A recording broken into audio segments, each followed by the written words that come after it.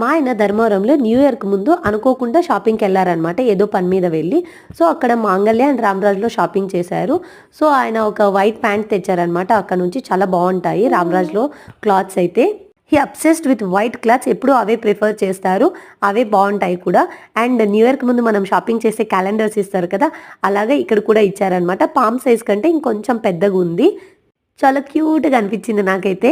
Calendar back side అయితే రాశులు, రాశి ఫలాలు, హెల్త్ టిప్స్, సో టైమింగ్స్కి సంబంధించినవి, ఒక్కొక్క పేజ్కి ఒక్కొక్క డిఫరెంట్ టైప్స్ ఆఫ్ ఇన్ఫర్మేషన్ ఇచ్చారనమాట. చాలా యూస్ఫుల్ అనిపించింది.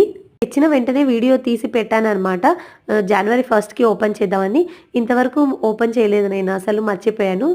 సో దాంతోపాటు ఇది కూడా ఇచ్చారనమాట, ఒక ఫోటో ఫ్రేమ్ లాగా ఇచ్చారు బోర్డు, అండ్ దానికి ఇలాంటి పేపర్ క్యాలెండర్ ఇచ్చారనమాట.